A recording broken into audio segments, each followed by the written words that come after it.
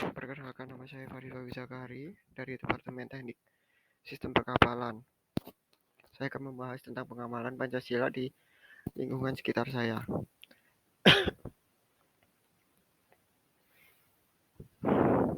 Oke, jadi Pancasila dalam konteks kedudukannya merupakan dasar negara.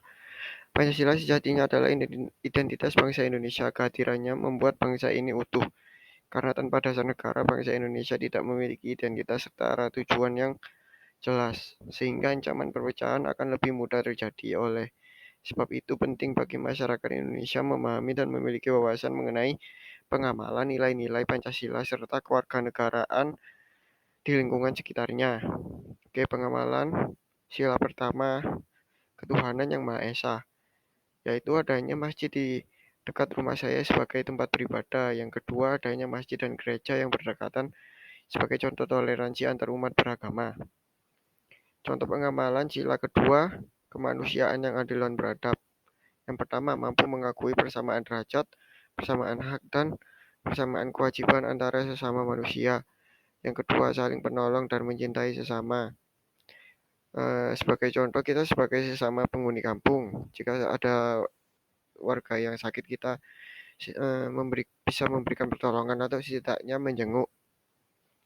Yang ketiga, sikap tenggang rasa. Tenggang rasa yaitu menghendaki adanya usaha dan kemauan dari setiap manusia Indonesia untuk menghargai dan menghormati perasaan orang lain.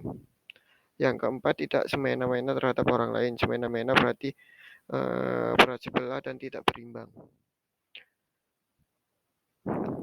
Contoh pengamalan sila ketiga yaitu persatuan Indonesia. Yang pertama, menghargai keragaman suku, perbedaan latar belakang di kampung. Yang kedua, menghargai seseorang yang berbeda agama dengan kita. Yang ketiga, yaitu warga yang bersosialisasi dengan sesamanya. Yang keempat, mengadakan acara yang berkaitan dengan persatuan seperti gotong royong, bersih kampung, lalu ada lomba 17-an. Pengamalan sila keempat, kerakyatan yang dipimpin oleh hikmat kebijaksanaan dalam permusyawaratan perwakilan.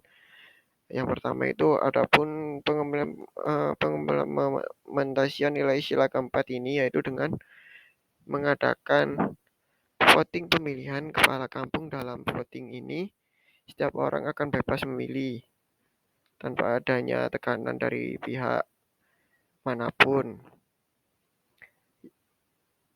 Yang kedua, selain yang tadi itu ada menghormati dan menghargai pendapat orang lain ketika sedang bermusyawarah, serta menerima pendapat dari orang lain atas apa yang telah mereka sampaikan. Sila kelima, keadilan sosial bagi seluruh rakyat Indonesia, yaitu bersikap adil di tengah-tengah masyarakat di lingkungan sekitar, haruslah seimbang dan tidak berat sebelah. Yang dikatakan tidak berat sebelah yaitu berusaha menjalankan hak dan kewajiban kita sebagai warga kampung yang memiliki rasa tanggung jawab untuk ikut berperan mencapai cita-cita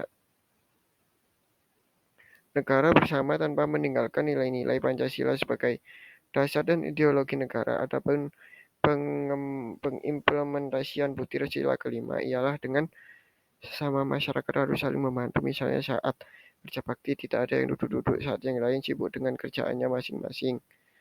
Atau saat pembagian jatah daging kurban, semua mendapat jatah sesuai porsinya masing-masing. Kesimpulan, untuk dapat menjadikan Indonesia menjadi negara yang besar, diperlukan usaha yang keras dan rasa saling pengertian, toleransi, saling menghargai, serta dengan memahami dan mengimplementasikan nilai-nilai Pancasila dalam kehidupan kita sehari-hari. Sudah seharusnya kita sebagai bangsa Indonesia perlu mengetahui, memahami, dan mengimplementasikan nilai-nilai Pancasila dalam setiap aspek kehidupan agar cita-cita kemerdekaan dapat diwujudkan, dan penerapan pendidikan karakter harus ditanamkan sejak dini agar kelak nilai Pancasila akan melekat dalam karakter dan kepribadian tiap individu individu dalam bermasyarakat agar senantiasa tercipta bangsa Indonesia yang damai. Terima kasih.